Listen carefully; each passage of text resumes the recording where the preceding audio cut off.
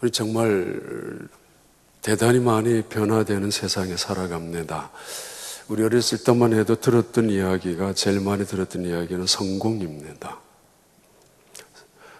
가히 성공 신드롬이라고 해도 잘못된 표현이 아닐 만큼 대부분 성공에 대한 목표가 뚜렷이 있었습니다. 그래서 목숨을 걸고 잘 살려고 했었고, 목숨을 걸고 노력했고, 공부했고, 또 땀 흘리며 살아왔습니다. 물론 때로는 심지어 수단과 방법을 가리지 아니하고도 성공하려고 애를 썼고, 그러다가 보니까 출세 지상주의 그런 흐름 속에 살아왔었습니다. 가끔씩 기억나는 옛날 노래들 중에 빙글빙글 도는 여자, 임자가 따로 있나, 그런 노래도 있었습니다. 누구든지 앉으면 먼저, 누구든지 앉으면 어떤 방법이든지 간에 밀어내서라고도 쟁취하면 그 의자는 자기의 의자가 될 수 있다라는, 때로는 기회주의를 엿보게 하는, 때로는 한탕주의를 엿보게 할 수 있는 그런 성공 신드롬에 우리 어렸을 때는 살아왔습니다. 어쩌면 이민 초기에도 그랬을 가능성이 많이 있습니다. 40년, 50년 전에. 근데 언제부턴가 그 성공이라는 단어보다가는 행복이라는 단어가 많이 회자되기 시작했었고, 사람들의 관심이 거기에 기울여지기 시작했습니다. 돈보다가는 삶의 질을 따지기 시작하면서, 그래서 그때 트렌드는 웰빙이라는 단어를 쓰기 시작했습니다. 음식도 몸에 좋은 음식을, 주거 환경도 웰빙에 가까운 환경을 찾아 나가려고 애를 썼던, 옷마저도 웰빙이라는 사람들이 추구하는 그런 의복이 나올 만큼 웰빙이라는 트렌드가 있었습니다. 돈이 부유하게 해주었지만은 만족을 얻지 못하게 해주었고, 성공이 때로는 남들에게 부러움의 대상이 되었지만은 때로는 그것이 행복하지 못했기에, 그래서 오히려 성공의 신화, 성공의 세미나, 성공에 대한 스토리를 듣는 그런 강연회 보다가는 행복에 대한 세미나가, 행복에 대한 스토리 이야기가, 자서전들이 또는 책들이 훨씬 더 많이 등장했던 시대가 10년 전의 흐름이었을 것입니다. 그런데 2, 3년 전부터는 웰빙이라는 단어는 이미 사라진 지 오래이고, 저는 웰빙이라는 단어보다가 훨씬 더 웰엔딩 또는 웰다잉이라는 단어를 썼었습니다만은, 이미 그런 단어가 사라진 지 오래입니다. 언제부터인지는 힐링이라는 단어가 등장하고 있는 세상에 살아갑니다. 가족들끼리 관계를 회복하기 위하여 힐링 투어라고 이름을 짓고, 자녀들의 폭력을 치유하고 폭력에서 예방을 시키기 위하여 힐링 캠프라고 주제를 담고, 또는 어떤 동아리 모임도 독서를 또는 세미나를 하면서 그 모임을 힐링 리딩 모임이라고 그렇게 짓고 있습니다. 사람들이 나와서 토크쇼를, 일반적인 토크쇼를 합니다만, 한국에서는 미국에서는 그렇게 많은 단어를 들어보지 못했습니다만, 그 앞에다가 힐링 토크쇼, 힐링 서바이벌 게임, 대부분 앞에 힐링이란 단어를 쓰고 있는 프로그램이 대단히 많이 나타나고 있는 것을 보았습니다. 왜 그렇게 힐링이란 단어가 안 들어가면 안 되는가? 가수가 무대에서 공연을 하는데도 힐링 무대라고, 힐링 콘서트라고 할 만큼 전 유심히 보았고 또 생각을 했습니다. 왜 그렇게 힐링이란 단어가 많이 들어가는가? 톡쇼를 하면서 사람들이 말합니다. 자신의 아픈 과거를 들추어내면서 이제 그 말을 함기도 합니다. 또는 자신의 왜곡된 이미지를, 잘못된 이미지를, 오해시켰던, 오해받았던 이야기들을 변명을 합니다. 그러면서 그것을 힐링이라는 단어로 토크쇼를 합니다. 어떤 사람들은 자신의 지난날에 실수했던 또는 잘못했던 일들을 그럴 수밖에 없었다라는 해명할 수 있는 기회를 줍니다. 그래서 힐링 토크쇼라고 불러가기도 하면서 사회자가, MC들이 대화를 하는 중에 말하는 사람들이 마음속에 오해를 푸는 또는 잘못을 변명하면서 우는 모습을 종종 보았습니다. 눈물을 흘리는 것. 아마 그래서 그것이 힐링이라고 붙여놓고 있는 것 같고, 그런 프로그램을 바라보면서 사람들이 아마 감동을 받고 있는 것 같습니다. 그러나 저는 이렇게 생각합니다. 과연 그런가? 힐링 토크쇼를, 힐링 캠프를, 힐링 독서 리딩 모임을 통해서 힐링이 되고 있는가? 과연 한 분 눈물을 찔끔 찼다고 그것이 힐링이라는 단어로 치유, 회복 정말 가능한가? 물론 가능한, 그리고 이 공영방송이나 종편방송국에서는 그래서 그만큼 병들어 있는 사람들, 다른 말로 치유가, 힐링이 필요한 사람들이 많기 때문에 그런 프로그램을 편성했을 것이고, 그래서 그들을 위한, 치유하기 위한 의도로 진행하고 있다라고 생각이 듭니다. 이사야 44장의 시작입니다.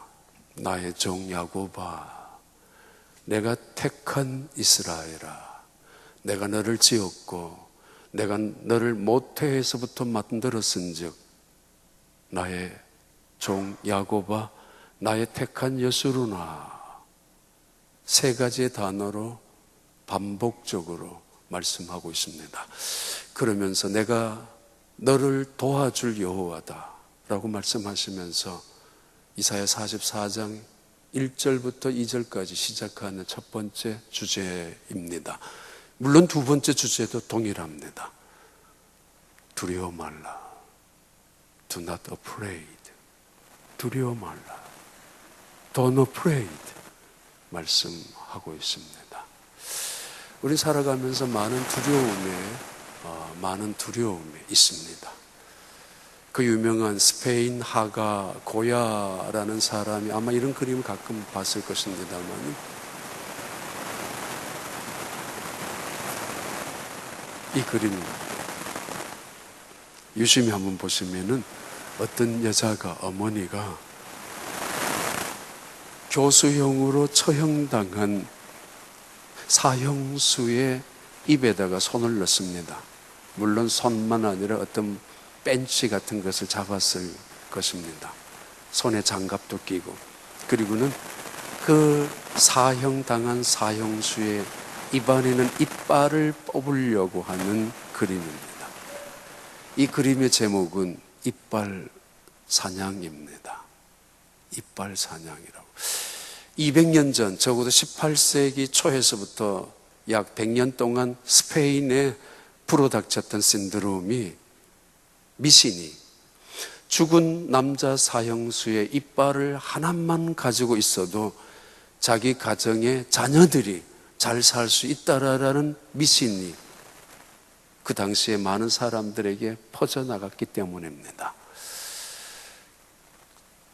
죽은 시체를 가까이 하는 것만 해도 겁이 날 텐데, 그것도 사형을 당한 사형수, 교수대에 목이 졸려 죽은 그 사형수, 누가 먼저 쫓아가기 전에 이른 새벽에 쫓아가서 그 이빨을 뽑아내려고 하는 어머니들의 열성. 그런데 그러면서도 한편으로는 두렵죠. 무섭죠. 그 시체가 무섭고, 인터넷을 꺼봐요. 그 시체가 무섭고, 그리고 자기 자신이 무섭죠. 아니, 혹시 인터넷 켜놔 있으면 꺼봐요. 소리가. 2층에 이게 잡음이 많이 나는 것 같은데. 껐다가 켜봐요. 예, 됐습니다. 그 두려움이 가득합니다. 불안, 심지어 그 어머니의 입장에서 공포입니다. 공포로 가득 찬 얼굴이지만은 그래도 내 자식을 위해서 내 자식이 잘 될 수 있다면은 그 죽은 사형수의 이빨을 뽑을 수도 있다라는 이 아주 이중적인 얼굴이죠. 이 정말 모순 덩어리입니다. 불안합니다. 그러나 뭔가를 끄집어내려고 하는 그것도 미신에 의존해가지고 말도 되지 아니하는 어처구니 없는 시대의 흐름을 이야기하는 고발하는 그림입니다. 그런데 시대는 바뀌었지만은 사람들이 교수형을 당한 사형수의 이빨을 뽑지는 않지만은 여전히 많은 사람들이 무당집에 찾아가고 굿하는 집에 찾아가서 구슬하고 점치는 집에 찾아가서 부적을 비싼 돈에 부적을 삽니다. 못 배워서 그랬다고요?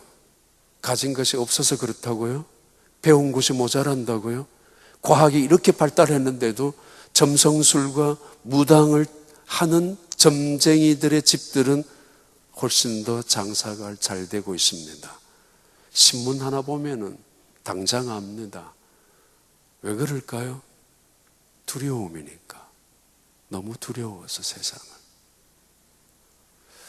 미래에 내 가정에 어떤 일이 일어날는지, 어떤 재난이, 어떤 재앙이, 위기가, 사고가 닥칠는지, 심지어 내 아이들에게 닥칠는지 불안하기 짝이 없고, 그래서 무엇이라도 미신이라도 괜찮지만 부적이라도 사서 내 자식을 붙잡아 줄 거라면은 그거라도 안 사는 것보다 나을 거니까 사가지고 하겠다라는 의미, 그만큼 두렵다는 이야기입니다. 때로는 고난과 고통 속에서 선택해야 되는 순간에, 때로는 위기 속에서 어떤 순간에 결정해야 되는데 언제나 우리에게는 두 가지 혹은 그 이상의 길이 있습니다.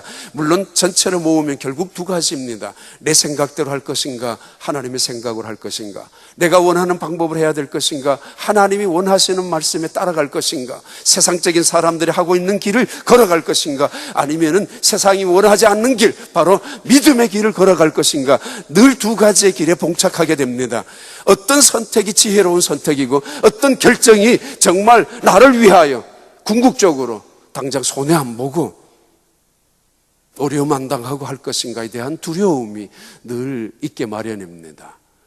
우리 앞에 부딪히는 고통의 문제들을 어떻게 극복할 것인가에 대한 두려움, 과연 내가 옳은 선택을 하고 있는가, 내 방법이, 내가 하고 있는 선택이, 내가 하고 있는 생각이, 내가 하고 있는 결정이 과연 옳은 것인가, 맞습니까? 그 불안이, 두려움이, 나는 옳다라고 여겼지만은 옳지 않을 때도 있습니다. 수많은 여러 가지의 두려움들. 그래서 정신심리의학자인 폴 트루니에는 이것을 현대인들이 가지는 중간지대의 불안감, 중간지대의 불안감이라고, 결코 떨쳐낼 수 없는 불안감이라고 정의합니다. 아무튼 이 세상을 살아가는 사람들, 또는 2800년 전에 그 당시에 살았던 이스라엘 백성들에게도 하나님이 동일하게 하신 말씀입니다. Do not afraid. 두려워하지 마라. 왜? 이 두려움이라는 원래의 단어는 야레라는 단어입니다. 여호와를 두려워하는 것. 오직 우리가 이 세상 살아가면서 최고의 가치, 가장 존경할 만한 그 대상자 앞에서는 우리의 애티튜드, 우리의 예의, 최소한 최대한의 예의를 갖추는 상태를 야레라고 하는데, 오직 한 분, 하나님 앞에입니다. 야레. 너희는 여호와를 경외하라, 두려워하라, 하나님 앞에. 그러나 두려워하지 말라, 알리타라고 하는 이 단어는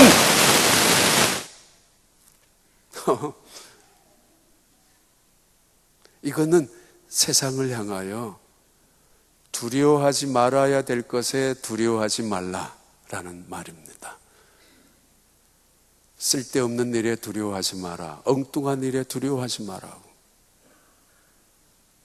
그러면서 대안을 제시합니다. 내가 너희에게, 바로 목마른 너희에게 마실 것을 줄 것이며 너희에게 광야와 사막의 땅, 마른 땅에 내가 시냇물을 흘러내게 할 것이고, 그러면은 너희의 자녀들마저도 그 시냇물을 마시게 될 것이고, 그러면은 그들이 시냇가에 심기운 보들나무처럼 피어나게 될 것이고, 그렇게 살아가게 될 것이라고 이사야 42장 3절 4절의 말씀입니다. 그러면서 궁극적으로 놀라운 말씀, 두려워하지 말아야 되는 아주 중요한 말씀을 합니다. 내가 나의 영을 너희 자녀들에게, 너희 자손에게 부어줄 것이라. 내가 나의 복을, 하늘의 복을, 하나님께서만 줄 수 있는 그 복을 너희 자손들에게 물붓듯이 쏟아줄 것이라고 약속합니다. 부적을 의지하지 마라, 굿하지 마라, 점치러 가지 마라. 그가 해면 또 다른 두려움에 사로잡히게 되고 이상한 사술에 잡혀 살아가게 될 수밖에 없다라고. 그러나 내가 말한다. 너를 도와줄 나 여호와가 말한다. 나의 종 야곱아. 대단히 좋은 단어입니다. 나의 종 야곱아. 그 못난 야곱, 지지리도 못난 야곱, 아니 어쩌면 못된 야곱, 인생을 그렇게 살아갔던 그 야곱, 그를 향해서도 나의 종 야곱아. 그러나 끝까지 그렇게 살아가서는 안 됩니다.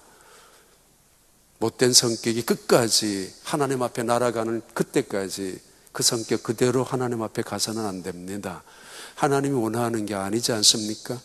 이 땅에 살아가면서 술 먹고, 아니면 이 땅에 살아가면서 고난 속에서 이상하게 삐뚤어, 술이란 거 일반적인 이야기입니다. 일반적으로 먹을 수 있죠. 그런데 주님 앞에 갈 때까지 그릇짓하며 살아가서는 안 될 것입니다.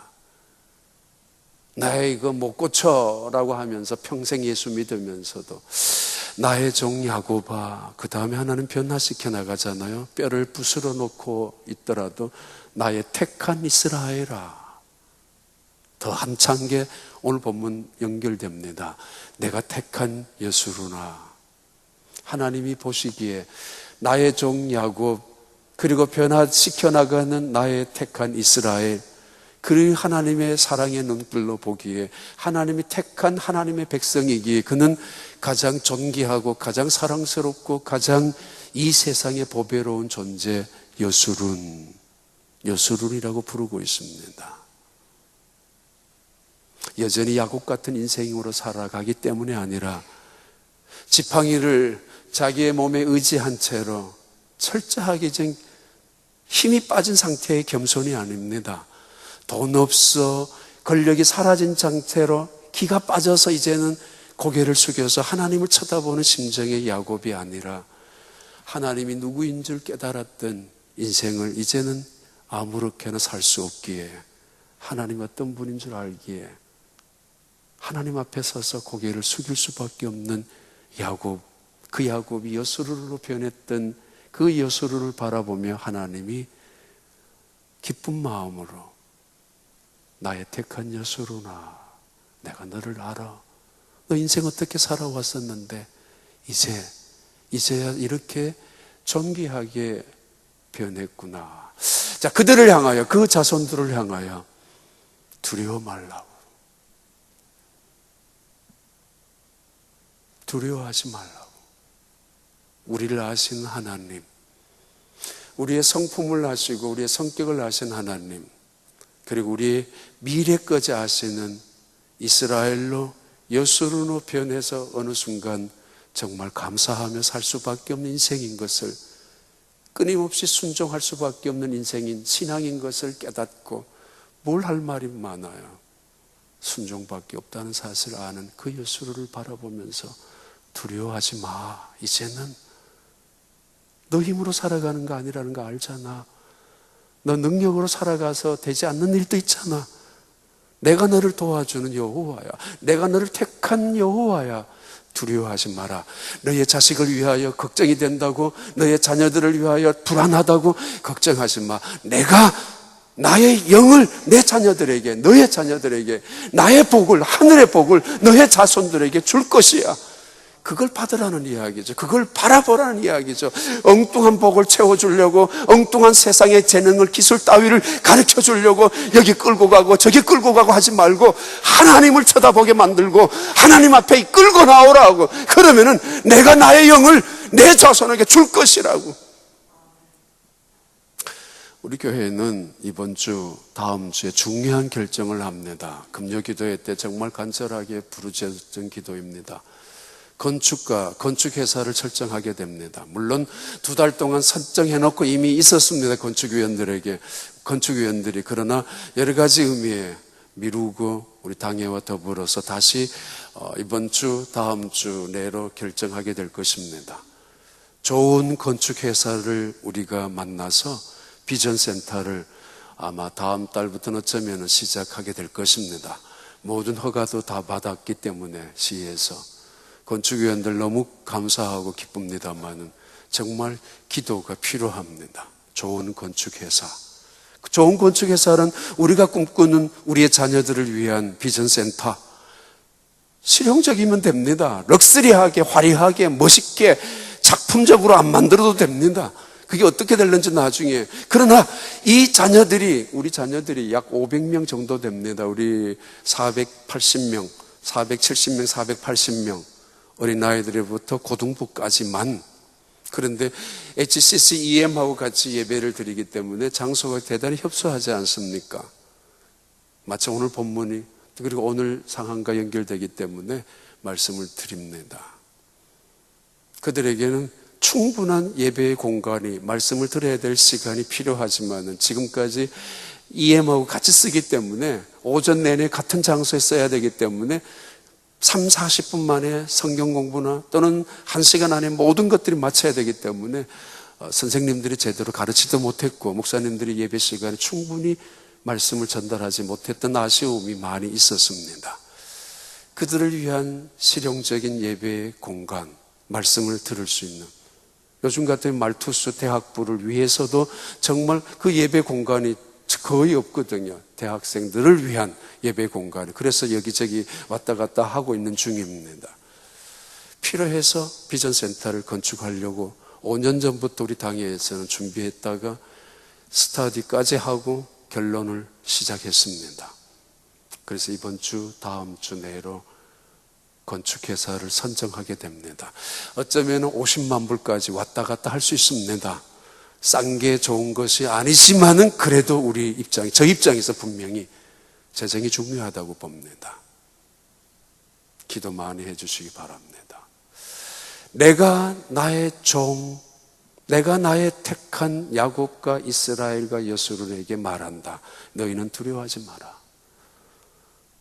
내가 목마른 자에게 마실 물을 줄 것이며 내가 마른 땅에 시냇물을 흘러가게 할 것이라고 말씀합니다. 그리고 나의 영을 우리 자손들에게, 우리의 자녀들이 하나, 스마트폰 하나 들고 이제는 영적인 세계와는 정말 단절된, 블락되어진 세상 속에 살아갈 것입니다.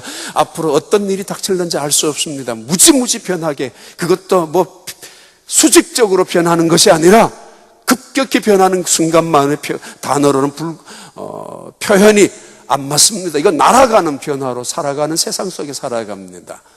그런 아이들에게 무슨 영을 집어넣어야 필요하다고 봅니까? 하나님의 영입니다. 정말 중요합니다. 세상의 영, 이건 위험하기 짝이 없습니다. 여호와께서 약속하셨습니다. 내가 나의 영을 내 자손에게, 그리고 내가 주는 나의 복을 너의 자손에게, 여수루나 이스라엘아 야곱아, 내가 너희 자손들에게 줄 것이라고. 내가 너희들 도와줄 여호와가 아니냐. 결국 너희들이, 나는 하나님의 택한 백성이다, 우리는 야곱의 이름으로 불리워지는 야곱의 자손이다, 우리는 하나님에게 속하여진 백성이다라고 말하는 너희들에게 내가 나의 복을, 내가 나의 영을 계속 줄 것이라고. 그것이 하나님의 백성이고, 그것이 하나님의 영으로 불리워진 하나님의 자손들이고, 그것이 그들을 야곱의 자손이라고, 이스라엘의 백성이라고, 여수론이라고 부르는 이유가 거기에 있습니다. 하나님의 영이 떠난 인간들을 어찌 야곱이라고, 여수론이라고 부를 수가 있겠습니까? 목사가 될 때 받았던 말씀 한두 번 말씀드렸습니다만 민수기 6장의 말씀입니다. 여호와 그 얼굴 빛을 비추사 평강 주시길 원하시고 여호와 그 얼굴 드시사 은혜 주시기를 원하시는 하나님. 목회자로서 주어져 있는 그 축복권, 그러면 좀 이상합니다만 그런 것을 선포하고 아마 그 말씀이 제게 안수받는 순간 전후로 가장 많이 마음속에 들려졌고 남겨졌던 말씀입니다. 그래서 신방 가면은 이 말씀을 가게나 비즈니스 또는 가정에서나 미리 한번 기도하고 시작합니다. 거의 빠짐없이 여호와 그 얼굴을 내게로 향하여 드사. 그래서 제 마음속에 그런 마음이 많이 있습니다. 그런데 전혀 그렇게 생각하지 않는 분들도 많이 있습니다만 저 주변에 있는 사람들이 우리로 통해서 또는 목사를 통하여 복을 받으면 제가 손을 잡는 사람이 악수를 하더라도 그 사람에게 축복이 전달되면 이거 미신이라면 수도 있지만은 오늘 그 5절 6절의 말씀은 그 말씀이거든요. 우리는 여호와의 택한 백성이 아니냐, 야곱의 자손이 아니냐. 그러므로 너희들로 통하여 하나님의 영광이 주변 사람들에게까지.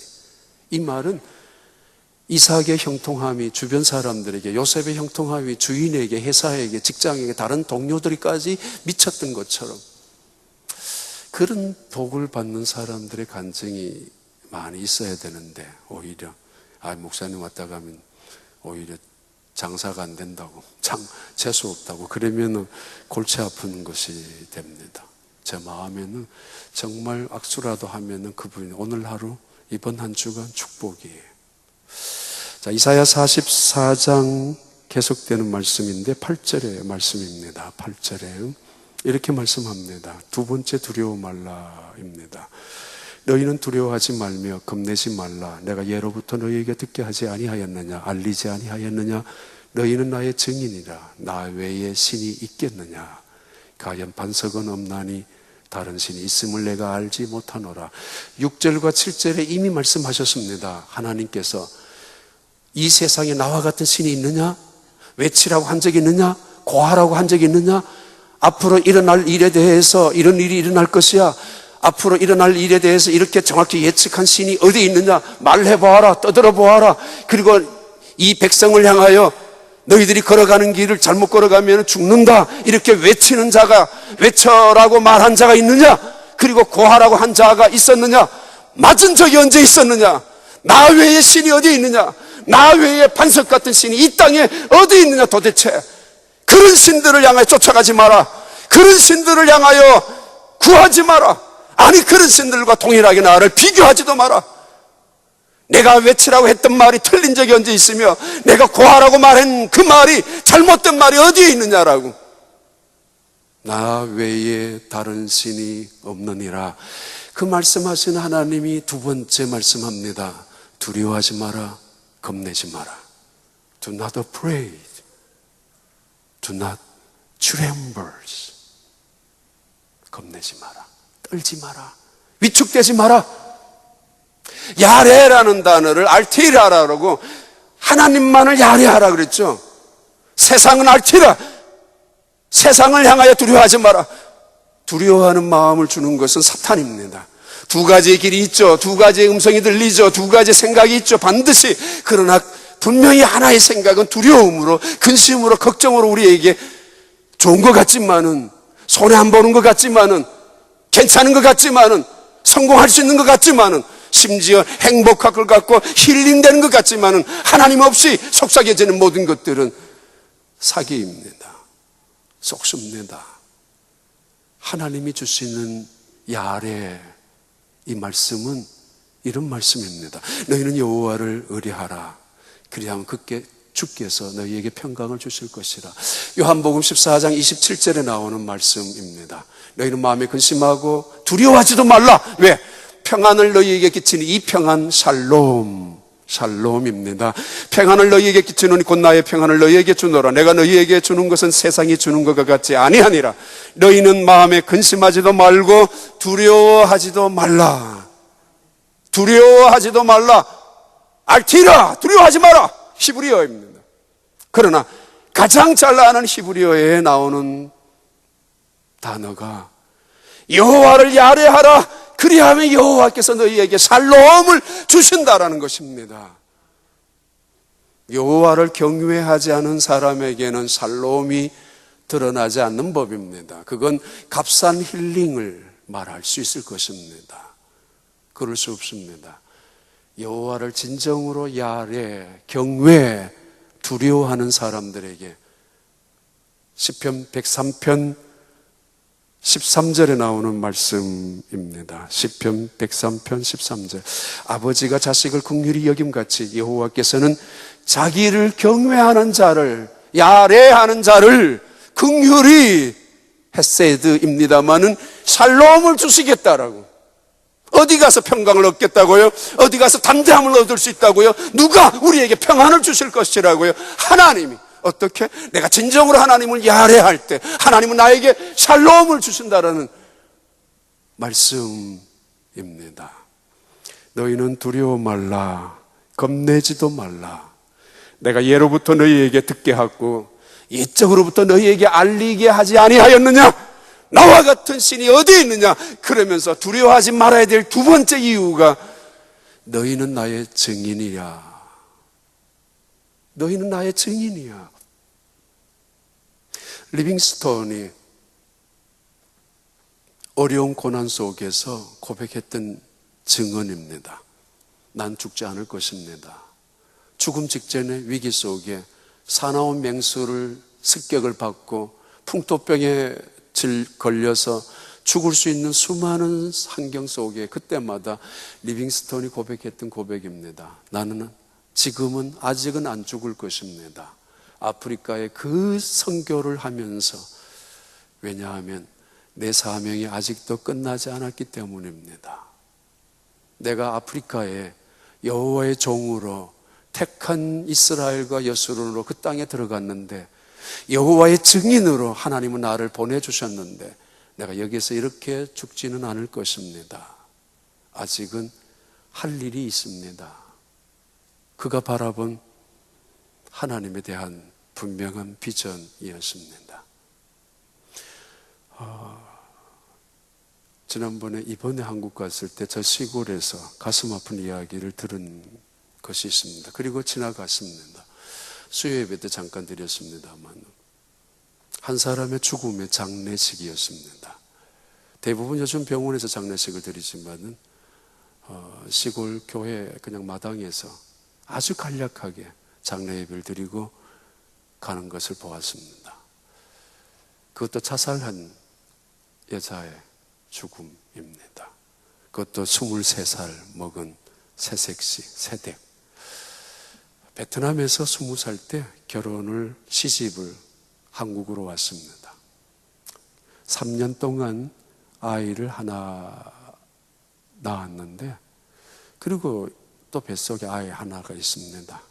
20살 해봐야 이제 어린아이 정도 막 했을 텐데, 베트남에서 시골로 많이,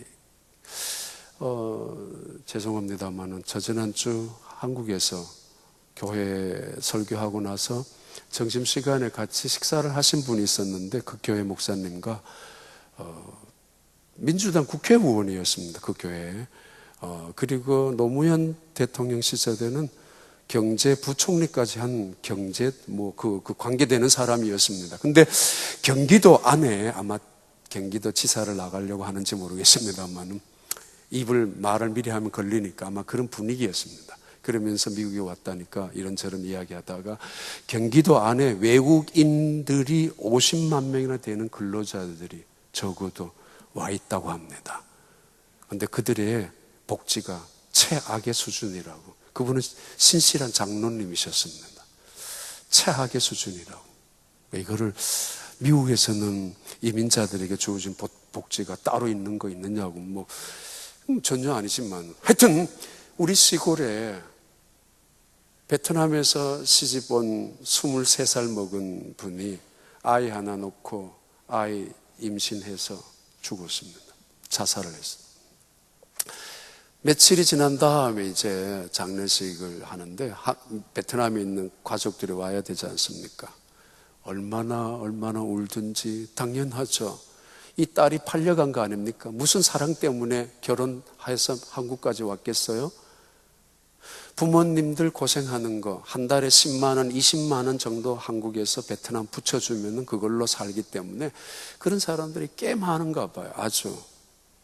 그런데 그 시어머니가 갑자기 중풍이 오면서 이 어머니를 그 남편은 조금 불편한 몸이 있었던가 봅니다.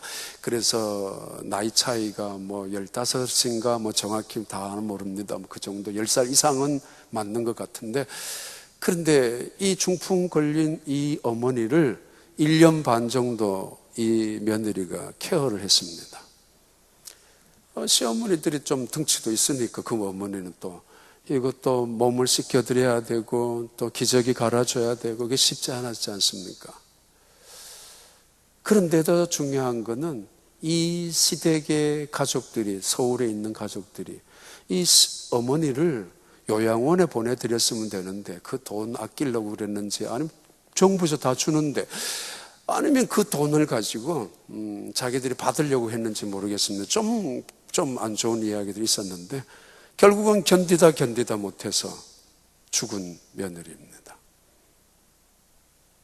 식모처럼 3년 동안 일만 했었고, 아니 노예처럼 부려먹임을 당했었던 이 23살 정말 어린.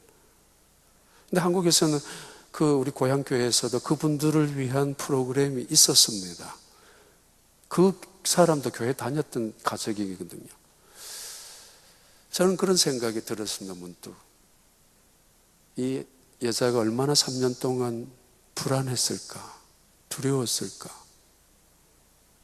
하나도 모르는 남편, 때로는 술 먹고 들어와서 폭력을 일삼을 수도 있었던 이 남편, 무엇 때문에 죽었는지, 왜 죽었는지는 알 수 없지만 도대체 얼마나 불안에 가득 찼었으면은 베트남에서 한국까지 그 이역 멀리를 오직 부모님만 생각하고 왔을 거라고요. 돈만 붙여드리면 좋겠다, 아주 갸륵한 마음이잖아요. 그렇게 시집온 그 며느리, 자기 뭐라 그래, 올케인가? 뭐 그런, 이쁘지 않을까? 아니, 불쌍하지 않을까?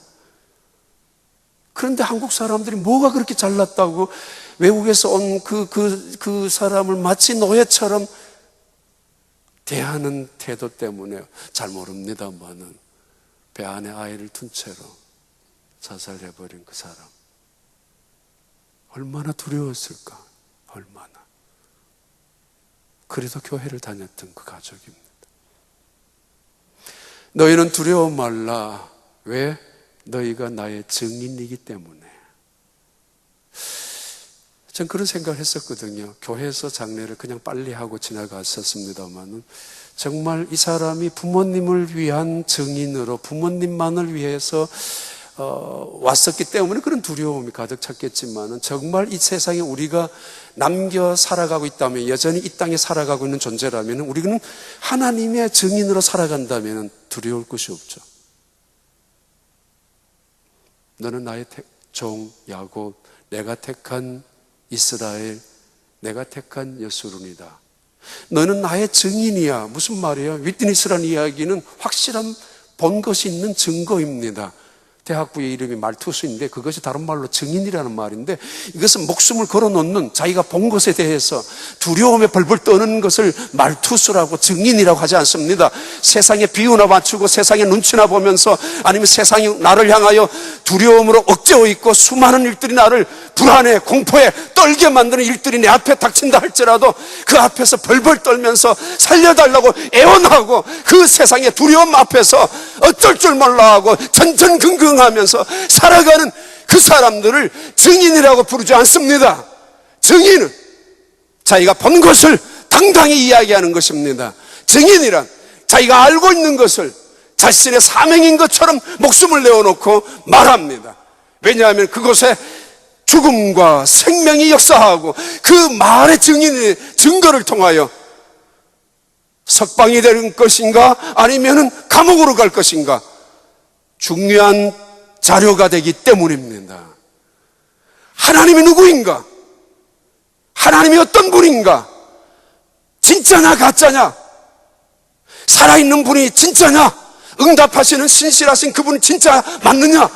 그 증인으로 우리를 부르셨단 말입니다. 우리를 세우셨단 말입니다. 그 증인으로 하나님은 이 세상에 수많은 가짜 우상이 아니라 참신이라 말씀으로 천지를 창조하신 거룩한 분이란 사실을 위하여 우리를 증인으로 삼으신 하나님, 왜 겁이 나요? 뭐가 두려워요? 뭐가 눈치를 볼 게 있어요? 만군의 여호와 하나님이 나를 증인으로 세워주셨는데, 어떤 며느리는 그 이야기도 같이 들었습니다. 자기 시어머니 몸 씻겨주고 닦아내고 하면서 처음에는 무지 미웠대요. 정정했을 때 얼마나 자기 구박하고 못 살게 했던. 그런데 시간이 지나서 수족 하나 제대로 못 가누는 자기 시어머니를 보면서 눈물을 흘리기 시작했대요. 그러면서 자신이 이 가정에 와가지고 믿음으로 견뎌낸 것과, 그리고 시어머니의 그 몸을 하루에도 한두 번씩 닦아주면서 흘렸던 눈물을 가족들이 바라보면서 감동을 하죠. 닦아주면서 구박받았던 그 세월 속에서 저주하면서 닦은 것이 아니고, 처음에는 가슴 속에 좀 그래 봐, 이렇게 되는 걸 뭘 그렇게 큰 소리 쳤느냐고. 근데 그 다음부터 닦아 나가면서 보니까 그게 자신의 모습이거든요. 나도 이렇게 늙어갈 수 있는데. 그러면서 나를 이 가정에 보내주신 하나님, 감사의 눈물로, 가슴 아픈 저주의 고통 속에서 흘린 눈물로 흘린 닦음이 아니라 감사로 바꾸어 나가는 하나님께서 나를 증인으로 이 가정에 보내주셨다고 믿을 때, 마지막 말씀 하나 읽고 마치도록 합니다. 이사야 44장 21절 22절에 이렇게 말씀합니다. 야곱아 이스라엘아, 이 일을 기억하라. 너는 내 종이니라. 내가 너를 지었으니 너는 내 종이니라. 이스라엘아, 너는 나에게 잊혀지지 아니하리라. 22절, 내가 내 허물을 빽빽한 구름같이 내 죄를 안개같이 없이 하였으니 너는 내게로 돌아오라. 내가 너를 구속하였음이라. Remember, you are my servant. Return to me. I made you. I redeemed you. 내가 너를 지었고, 내가 너를 만들었고, 내가 너를 구속하였고, 그래서 내가 너를, 지금도 너는 내 것이니까 리턴. 아니, 예배 시간 다 앉아있는데 뻔한 말 뭘 해요? 예배 시간 예배 드리고 앉아있는데 뭘 리턴 그럽니까? 아니잖아요. 몸은 앉아있지만은 마음은 세상 속에 있을 수도 있잖아요. 몸은 여기에 뻔히 앉아있지만 생각은 온 세상 생각에 사로잡힐 수도 있잖아요.